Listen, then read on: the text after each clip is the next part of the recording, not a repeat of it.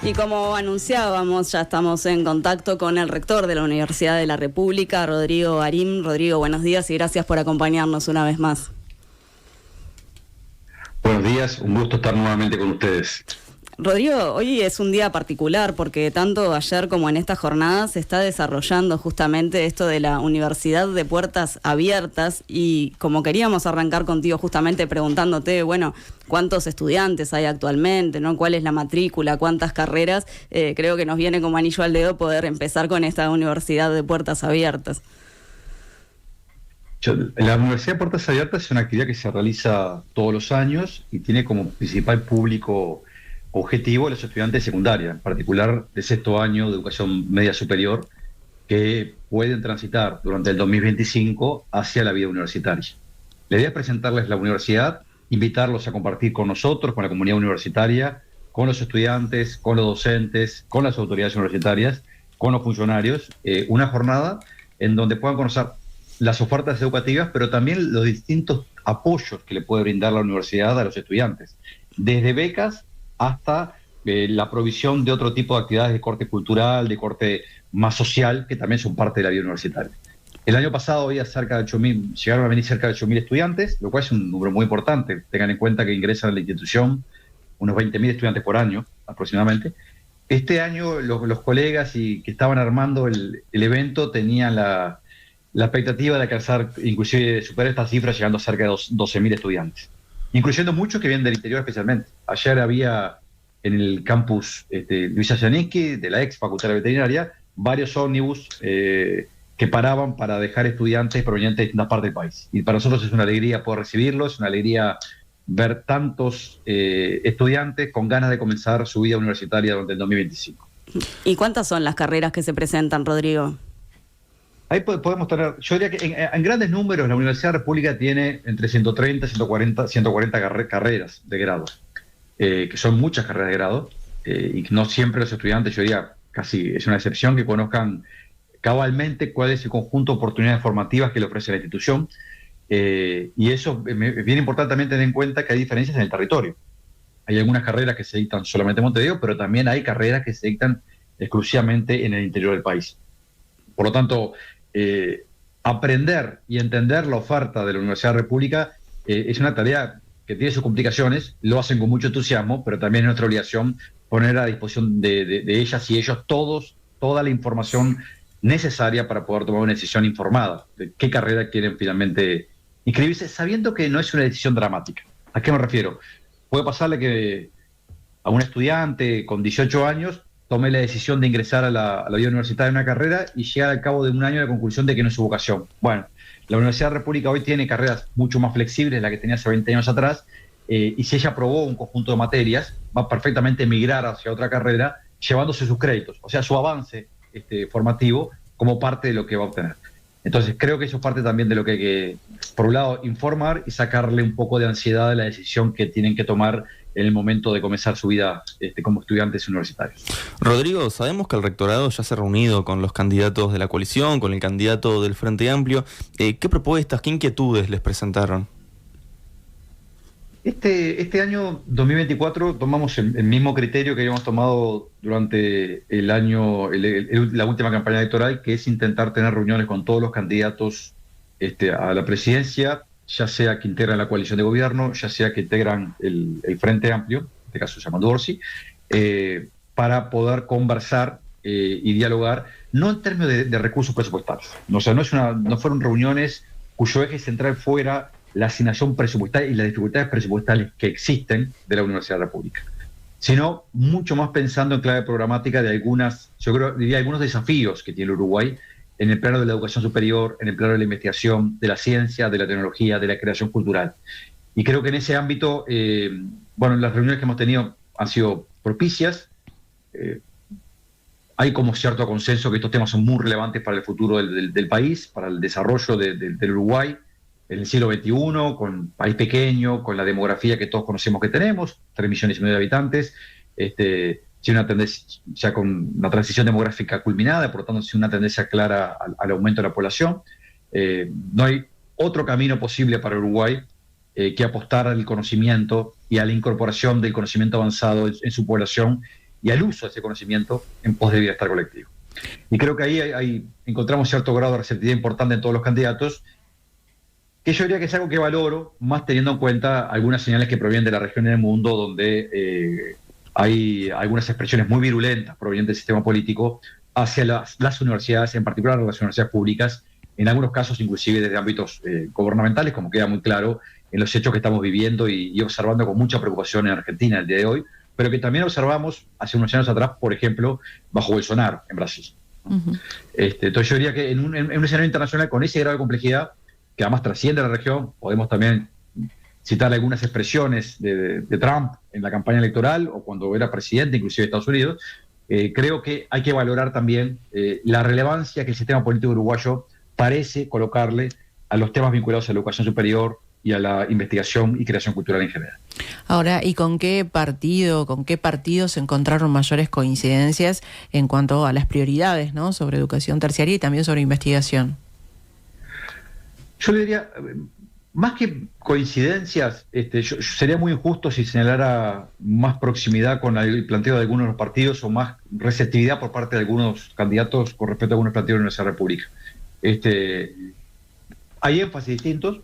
En algunos casos hay más preocupación por el interior, de lo que sucede en la Universidad República en el interior. Hay otros casos en donde esa preocupación también se mezcla con cierta preocupación por lo que es el vínculo de la Universidad de la República o de la generación de conocimiento con la sociedad en general o con el entramado productivo en particular. Pero yo diría que el tono general es el tono de ser consciente que tenemos algunos problemas que son producto también de avances de la sociedad uruguaya. Por ejemplo, tú lo planteabas hoy al comienzo de la entrevista, el aumento de la matrícula de la universidad. Bienvenidos sean más estudiantes de la Universidad de la República, pero eso genera otras dificultades, ¿sí? Dificultades que no hemos logrado resolver y atender desde las políticas públicas de forma, yo diría, razonable en los últimos años, ¿sí? Rodrigo, ahora te vamos a preguntar justamente porque sabemos que tenés algunos planteos en ese sentido de cómo mejorar también el tránsito de secundaria a la UDELAR, pero cuando hablas de esto, bueno, quizás no mayores coincidencias en su totalidad, pero sí vimos énfasis como, bueno, la preocupación por el interior o la preocupación con el vínculo con toda la sociedad. ¿En qué partido se dio cada uno de estos énfasis? Yo diría que en la medida que son conversaciones en ámbitos distendidos, no me gustaría interpretar yo cuáles son las prioridades en estas áreas que tienen los partidos políticos, porque fueron conversaciones donde la Universidad República le trasladó su preocupación.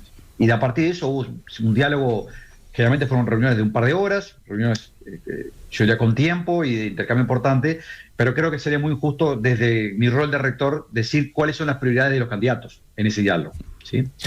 Lo que sí puedo señalarte es esto, claramente hay énfasis distintos, pero en ningún caso hubo un señalamiento de que estos no sean temas relevantes o prioritarios para el Uruguay en los próximos años.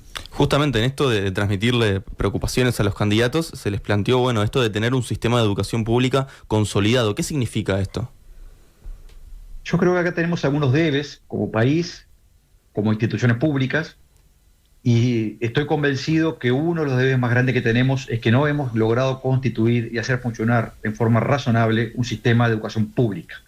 O sea, que las grandes instituciones que el Estado tiene, que el gobierno tiene para desarrollar las políticas vinculadas a la educación, tengamos un funcionamiento mucho más orgánico del que tenemos actualmente. ¿A qué me refiero? Esto tiene expresiones muy concretas. La ANEP, a nivel de formación docente de la UTU, ¿sí? La UTEC, la Universidad de la República, por ejemplo, hoy compartimos algunos recursos en el interior del país. Algunas carreras, tenemos carreras conjuntos entre la UTU y la UTEC, la Universidad de la República, tecnólogos en el interior del país. En Montevideo lo tenemos en exclusividad también algunas carreras con la UTU. Pero compartimos recursos físicos. En Rivera es el caso más claro, donde tenemos un campus donde estamos todas las instituciones de educación terciaria públicas del Uruguay, integramos un campo conjunto, pero estamos bastante lejos de tener un sistema que ordene el tránsito, por un lado, entre la educación media superior y la educación terciaria pública, ¿sí? Y a la misma vez que haga mucho más flexible y menos traumático el tránsito entre instituciones. Por ejemplo, desde la Universidad de la República hacia formación docente, de formación docente hacia la Universidad de la República, desde la UTU, en sus expresiones más de educación terciaria, hacia la vida universitaria o la UTEC. Y ahí tenemos todavía mucha tela para cortar desde el punto de vista de decisiones políticas. Yo soy un defensor acérrimo de la necesidad de un sistema público de enseñanza, y acá puede haber diferencias en las opciones y miradas de distintos actores políticos, pero para eso, para defender la noción de lo público, tenemos que ser capaces de coordinar en el ámbito de lo público. ¿sí? Acá hay algunas dificultades. Ustedes saben que la LUC cambió algunos arreglos vinculados al funcionamiento del sistema, que hace que nos reunamos con mucha menos frecuencia que lo que hacíamos antes, las instituciones de educación pública. También es cierto que no habíamos logrado tener un funcionamiento orgánico antes de la ley de urgente consideración. ¿A qué cambios te referís, Rodrigo, concretamente? Bueno, la ley de urgente consideración, de alguna manera, la ley de educación previa a la ley de urgente consideración, su versión previa a las modificaciones que sufrió, estipulaba la presencia de ciertos consejos, ciertos espacios colectivos, donde convergíamos todas las instituciones de educación pública para generar mecanismos de coordinación. Yo siempre lo he dicho, pues sería muy injusto no decirlo, y no sería correcto desde el punto de vista de entender los desafíos políticos que tenemos.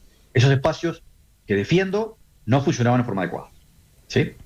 Ahora, la ley de urgente consideración lo que hace básicamente es sustituir esos espacios por ámbitos mucho más amplios, donde inclusive incorpora actores privados, y acá lo que estoy planteando no es un sesgo contra lo privado, pero entiendo que lo público tiene un rol específico que cumplir en esta materia, y genera y preserva un espacio de lo público a propuesta de la Universidad de la República, quiero decirlo porque no estaba en la versión original de la ley de urgente consideración, pero que ha tenido, yo diría, agendas importantes pero puntuales, y agendas que no van en el sentido de compartir recursos y programas, ¿sí? Uh-huh. Entonces hemos discutido cosas súper relevantes, como los sistemas de becas que tienen que apoyar a la educación pública, pero no hemos discutido temas para mí muy relevantes como la posibilidad de tener cargos conjuntos, programas de investigación y de formación conjuntos entre distintos espacios de la ANEP y de la Universidad de la República, ¿sí? De la UTEC y de la Universidad de la República, que creo que es eso donde tenemos algunas dificultades, y es la mejor, y además estoy convencido que es la estrategia para defender lo público en un contexto global donde lo público está en cuestión.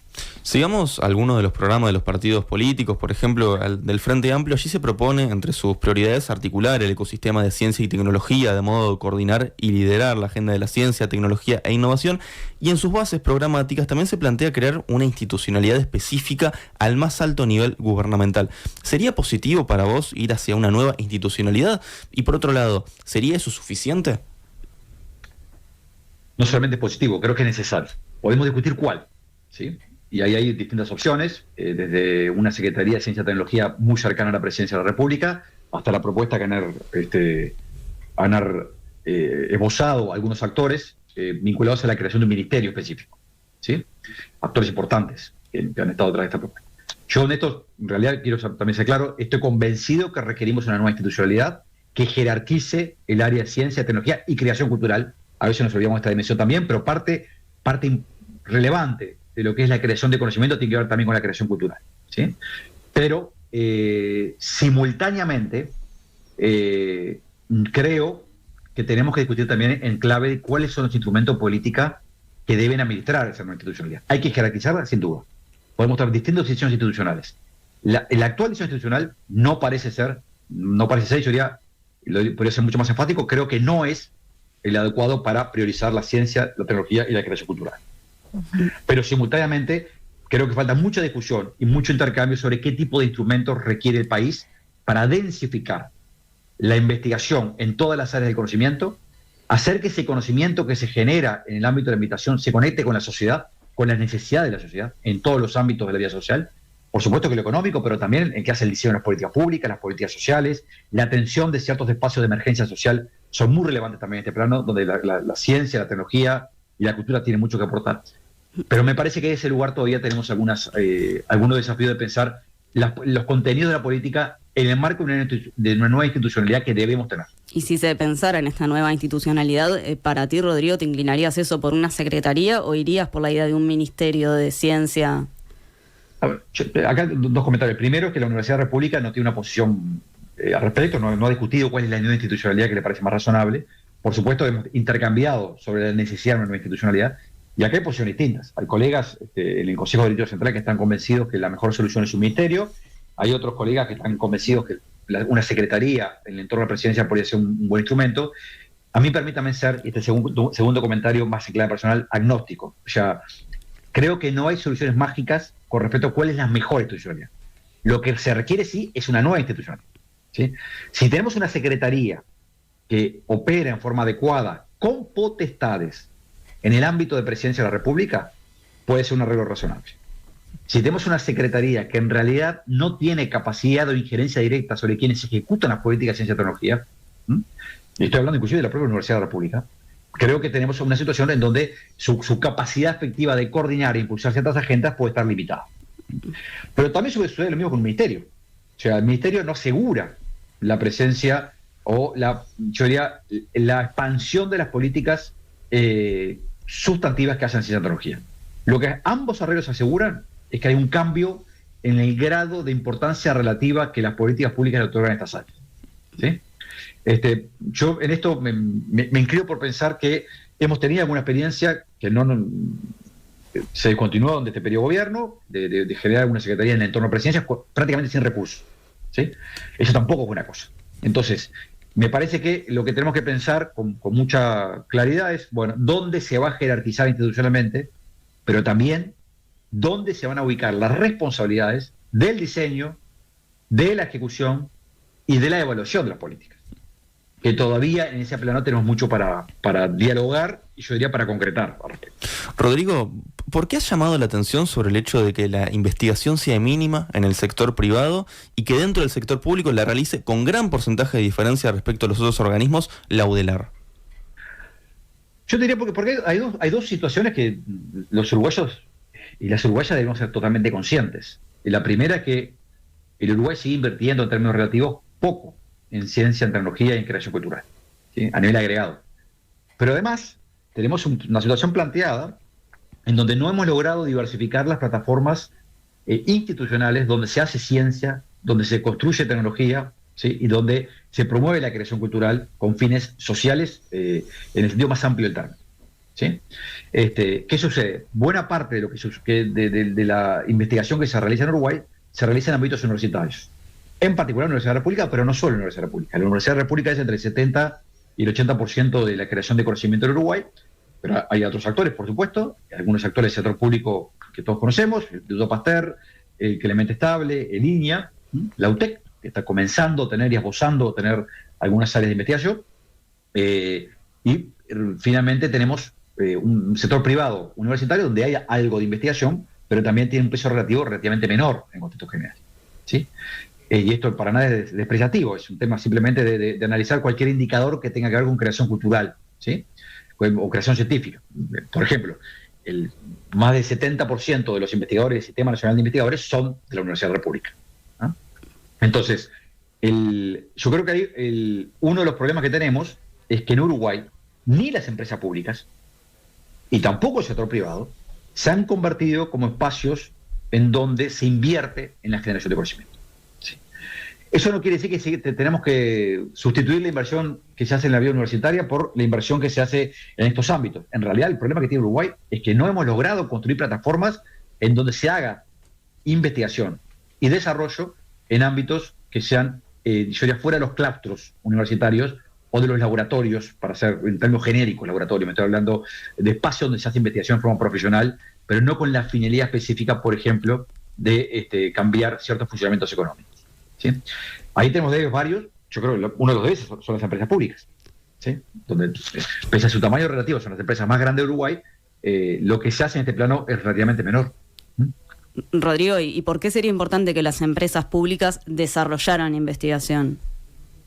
Yo hay dos respuestas posibles. La primera es para defender la empresa pública. O sea, en contextos, imagínense, en contextos como empresas como Antel, que debe operar en la frontera de tecnologías que hoy están cambiando la forma en que funciona la sociedad en su conjunto, las tecnologías de la información y la comunicación, que no tenga investigación propia, que le permita dialogar, por un lado, con el conocimiento que en estas áreas se está generando en el mundo. Si uno no tiene académicas y académicos, de investigadoras e investigadores dedicadas a generar conocimiento, a ver qué está sucediendo en el mundo, a generar programas de investigación propios para atender las realidades propias del Uruguay y de la empresa uruguaya, bueno, es probable que comencemos a tener cierto grado de atraso tecnológico en esta materia. O ser compradores de tecnología sin capacidad de generar endógenamente algunos cambios tecnológicos o adaptar esa tecnología internacional a la realidad del Uruguay. ¿Sí? Entonces me parece que en primer lugar que tiene que ver con la propia defensa de la empresa. Y en segundo lugar, pues es una palanca también para el desarrollo. Y imaginemos otros escenarios. Ahora que estamos hablando de hidrógeno verde en Uruguay, ahora que estamos hablando de cambio de la matriz energética, no sería buena cosa. Es un problema. ANCAP tiene, podemos tener varias dificultades, pero uno de los problemas que tiene Uruguay es que no tiene investigaciones sistemáticas vinculadas a matrices, en las empresas públicas, me refiero, ¿sí? A matrices energéticas. Sin embargo, uno de los grandes cambios que tuvo Uruguay desde el comienzo del siglo XXI fue la incorporación en la matriz energética de fuentes de energías renovables, en particular eólica. ¿Saben de dónde surge esa posibilidad? De investigaciones que se realizaron en la Universidad de la República, en particular, pero no solo en la Facultad de Ingeniería, donde buena parte de la década de los 90. ¿Sí? Por lo tanto, eso es un ejemplo claro de donde cómo la investigación logró generar una base de conocimiento sobre la cual apoyar un desarrollo, en este caso productivo, pero también medioambiental, muy relevante para el país. Pero Rodrigo, quizás hay alguien que no coincidiera con esta perspectiva del desarrollo de investigación en empresas públicas, te podría decir, pero si se logró hacer con éxito, ¿no?, esta diversificación y además con investigación hecha por la UDELAR, ¿por qué cambiar, no? Bueno, justamente yo creo que ahí hay, yo diría, quizás como más lento de lo que correspondería. Y recién, en el siglo XXI, encontramos condiciones, ¿sí?, yo diría políticas, institucionales, en donde ese conocimiento generado se transformó en política pública, ¿sí? Y quizás lo que tenemos que tener es cambiar los ritmos en este plazo. Por supuesto que hay canales comunicantes entre la sociedad en general y, por supuesto, y el sector productivo y el público particular con la vida universitaria. Tenemos centenares de convenios en la universidad con las empresas públicas, ¿sí? Pero no bastan para que el Uruguay logre revertir ese atraso relativo que tenemos con el mundo, pero permite ser más dramática en esto, con la región, con Brasil, con Chile, o sea, con países que tenemos ciertos estándares de desarrollo relativos similares en muchos aspectos, ¿sí? Somos países distintos, pero integramos eso que a veces se llama el sur global. Uh-huh. Entonces, me parece que parte de lo que tenemos que pensar y esto Chile y Brasil están instrumentando políticas en esta dirección. Entonces, las empresas públicas tienen que ser un motor para impulsar esto. Tiene que haber políticas públicas que tiendan a que el conocimiento penetre en la sociedad, en toda la sociedad. Vuelvo a decir, esto no es solamente un problema económico, esto tiene que ver también con la posibilidad de acceder a tratamientos en salud que en forma democrática por parte de toda la sociedad, independientemente del nivel socioeconómico, ¿sí? Entonces, me parece que esos son los desafíos que tenemos desde el punto de vista política. Por supuesto que tiene que avanzar y profundizarse la investigación a nivel de centros universitarios y en mejorar la articulación de los centros universitarios o otros centros de investigación público con el sector productivo o con otros actores sociales y políticos en general. Pero además, debemos también diversificar las plataformas donde se hace ciencia y tecnología de calidad en el Uruguay. Y en eso tenemos un atraso relativo bastante grande, vuelvo a repetir, no solamente con el mundo, con la región. Rodrigo, ¿y qué tan cerca o qué tan lejos estamos de implementar un cambio de esta magnitud? ¿Se ha hablado? ¿Está en la agenda? ¿Está dentro de la agenda política? Está dentro de la agenda política. Mi impresión es que sin un esbozo claro de cuáles son los nuevos instrumentos de política que se requieren para eso, ¿sí? A ver, yo creo que hay algunas carencias que, por ejemplo, deberíamos incorporar de forma sistemática en Uruguay. Les pongo dos ejemplos, algunos recientes. Uruguay no tiene una política tecnológica, una política o una diplomacia científica y académica fuerte, ¿sí? No quiere decir que las embajadas uruguayas no colaboren en algunos procesos de articulación, ¿sí? Nosotros el año pasado hicimos una misión a China y debo decir que lo único que tengo que son palabras de agradecimiento hacia el embajador Lubris y su equipo en China con respecto a la mano que nos dio para poder articular los vínculos con universidades chinas, ¿sí? Pero sin embargo, a diferencia de lo que sucede con otros países de la región, nosotros, por ejemplo, no tenemos una política que fomente la generación de conglomerados o consorcios de universidades en el Mercosur, ¿sí? Europa hace mucho tiempo que está recorriendo este camino. Entonces, ¿qué está sucediendo? El gobierno de Lula ahora, hemos hecho un acuerdo desde el Grupo Montevideo, que es un grupo que abarca 45 universidades públicas de la región, directamente con el gobierno de Brasil, sin intermediación del gobierno uruguayo, ni del gobierno argentino, ni el paraguayo, ni el chileno, ¿sí? Ni boliviano. ¿Qué pasó con ese acuerdo? Bueno, el gobierno Lula pone $20 millones justamente para tener programas a 3 años que permitan financiar hasta 15 asociaciones entre universidades en la región. Es la primera vez que tenemos programas con ese horizonte temporal. Y seamos claros, la investigación, la creación de conocimiento, la formación a nivel terciario son políticas que no pueden funcionar con mecanismos espasmódicos donde pongo un año plata y otro día saco plata. Por eso lo de Argentina es tan dramático lo que está sucediendo ahora. Porque puede desarmar construcciones que han sido muy trabajosas en Argentina y además va a dañar a la región en general, no solamente a Argentina. ¿Sí? Yendo... Dale, continúa, Rodrigo. No, esto es un ejemplo de cosas que nos faltan. O sea, algunas iniciativas de política que a nivel de Mercosur fomenten la posibilidad de tener conglomerados de universidades de la región, que haya movilidad de estudiantes, movilidad de docentes, formación de posgrado conjuntas, programas de investigación conjunta sobre el dengue, por ejemplo, que es un patógeno que atraviesa las fronteras y en realidad cada uno hace lo que puede con ese patógeno. Sobre el crimen organizado, para hablar en términos sociales. ¿No será que las universidades tenemos algo para así investigar en este plano y aportarles elementos para mejorar la escala de convivencia y poder hacerlo a nivel regional? ¿Sí? Yo creo que ahí tenemos mucho para aportar a las políticas públicas y muy pocos instrumentos para poder hacerlo. Yendo a otros temas, Rodrigo, vos escribiste recientemente en La Diaria sobre el problema que ves en las y los jóvenes que reciben asignaciones familiares y que dejen de percibirlas al cumplir 18 años y que no exista ahí un pasaje directo a otro tipo de apoyo económico que les permita terminar secundaria con la tranquilidad de que van a tener asegurado un respaldo para estudiar en la Universidad de la República. ¿Cómo pensás que podría revertirse esto? ¿Cuál es la alternativa que encontrás? Yo una de las cosas me parece que hay que reconocer, por un lado, el plan de equidad, que implicó la generalización de asignaciones familiares. Yo creo que es un cambio muy relevante en la estructura de políticas públicas del Uruguay en los últimos 30 años. ¿Sí? En particular, su creación, primero con el plan de emergencia, el PANES, de atención a la emergencia social, y luego con el plan de equidad, generó nuevos instrumentos para atender los problemas de vulnerabilidad fundamentalmente vinculados a la infancia. Queda mucho para hacer, como es claro, y como algunos sectores de la sociedad en particular, por ejemplo, la diputada Cristina Lustenberg, ha existido con un proyecto de ley que se aprobó a última hora, ¿no?, en esta legislatura. Pero no hay duda de que hay un avance en esa materia. ¿Qué es asignación familiar? Es una transferencia de recursos que reciben los hogares desde los 0 a los 17 años en la medida que lo requieran, ¿sí? Con ciertos criterios relativamente generosos, pero que implican atender también ciertos grados de vulnerabilidad. Nosotros, tanto a nivel de la Universidad de la República como el Fondo de Solidaridad, cuando los estudiantes ingresan a la Universidad de la República, le damos la posibilidad de presentarse un sistema de becas.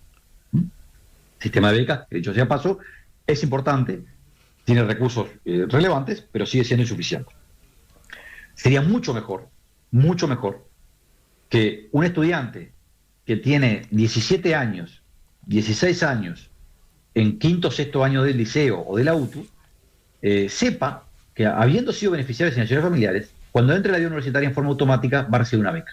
Una beca que además es bastante más cuantiosa de lo que es la transferencia de asignaciones familiares, pero que además lo recibe como persona adulta.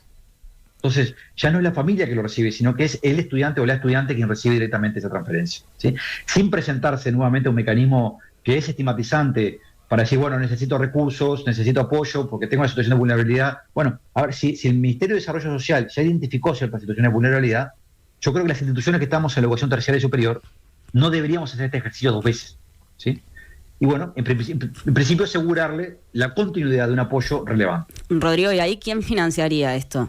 Yo diría, la primera cuestión importante de esto es que ya tenemos mecanismos de financiamiento, en algunos casos, que no es particularmente caro. Mi estimación, a grueso modo, es que si uno lograra cubrir a todos los estudiantes que ingresan a la vía universitaria, habiendo sido beneficiarios de asignaciones familiares en sexto año del liceo, el costo inicial sería de en torno de 8 millones de dólares.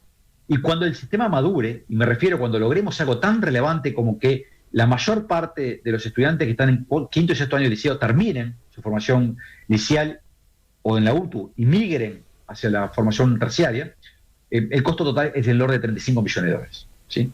O sea, es escalable, son costos progresivos y es muy manejable desde el punto de vista financiero, y le daríamos un horizonte temporal a estudiantes que requieren apoyo, porque provienen de hogares más vulnerables, a veces con trayectorias educativas más fragmentadas en general, de comenzar con tranquilidad la vida universitaria y poder dedicarles en la universidad y en otras instituciones mucho tiempo a acompañarlos, y no que estén presentándose una ventanilla para solicitar apoyo porque lo necesitan a la beca A, a la beca C, a la beca Z, y finalmente hacerlos peregrinar de un lado para otro, posiblemente para dar una beca, pero muchas veces a 10 tiempo.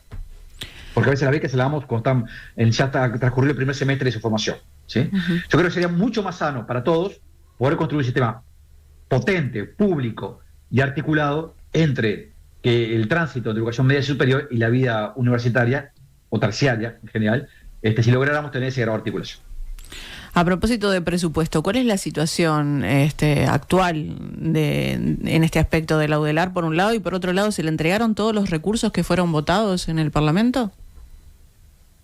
Son dos preguntas distintas y está bien, porque están juntas. A ver, tienen que ver con lo que podamos hacer este año en particular. A ver, nosotros tenemos una situación hoy que yo la califico como que desde el punto de vista agregado es una situación compleja. Tenemos más estudiantes, tenemos más docentes, somos una institución más diversa y más compleja, por suerte, porque tenemos más carreras de grado y de posgrado, más dispersas en el territorio, porque tenemos mucha más dispersión en el territorio gracias a lo que hemos hecho en el interior del país, ¿sí? Y simultáneamente, en términos absolutos, vamos a terminar este quinquenio con una cantidad de recursos medidos a precios constantes, o sea, en términos reales, idéntica a la que comenzamos. Sí, por lo tanto, tenemos menos recursos por estudiante y menos recursos también por docente para la investigación, por ejemplo, y para la promoción de otras actividades tan relevantes como la extensión, que implica el vínculo entre la universidad y la sociedad en general, ¿sí? Entonces, eso es el panorama más general. En este panorama más general, es cierto, en estos años hemos logrado que en el Parlamento, no en el mensaje del Poder Ejecutivo, ustedes lo saben también, en el Parlamento se votaron algunos recursos relevantes para la Universidad Pública, ¿sí? Y hemos, por ejemplo, logrado blindar el régimen de dedicación total, que es el principal instrumento que tiene Uruguay para promover la investigación profesional. Eso nos permite, nos ha permitido a los jóvenes investigadores asegurarles que en la medida que lo soliciten y tengan los méritos, poder acceder a un salario austero, pero que le permite dedicarse en tiempo completo a la investigación y a la formación, ¿sí? Hemos logrado unos recursos para el interior del país, que nos ha permitido también consolidar algunas carreras, atender el crecimiento de matrícula a veces no esperado que tuvimos algunas carreras en el interior, y hacer nuevas apuestas. Porque esta universidad, si algo no es timorata. Pese a las dificultades financieras, a tomar decisiones que son decisiones que van en el sentido de lo que la sociedad uruguaya reclama y necesita la universidad. El año que viene vamos a estar abriendo nuevas carreras en Colonia y Soriano, ¿sí? Pese a este escenario más general de privación que tenemos en algunos aspectos, ¿sí? Entonces, hemos tenido también algunos recursos para becas, que no han logrado compensar el incremento de la demanda, pero son relevantes, y en las últimas dos rendiciones cuenta hemos obtenido recursos para hospitales y clínicas. Por tanto, la primera parte de la respuesta es, vamos a terminar el periodo con menos recursos per cápita por estudiante. Tenemos algunos programas que hemos logrado mantener y hemos logrado inclusive incrementar algunos recursos, pero las situaciones de desequilibrios internos importantes. O sea, hay áreas de la institución que requieren tener cierto grado de contemplación que no hemos podido contemplar en los últimos 5 años, ¿sí? A la segunda parte de tu pregunta, estamos teniendo dificultades inclusive para ejecutar el presupuesto que nos votó el Parlamento, porque el Ministerio de Economía y Finanzas, seguimos en diálogo con el Ministerio de Economía y Finanzas, yo no quiero ser con esto alarmista, pero estoy severamente preocupado.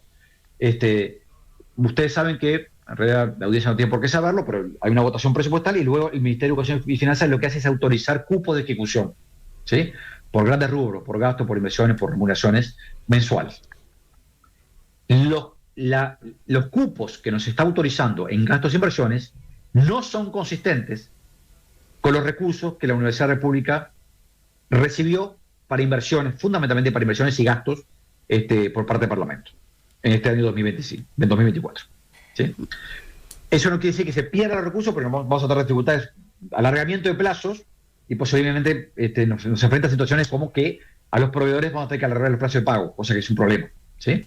O atraso en obras, que eso en particular me preocupa. Ese es un escenario que hoy está planteado.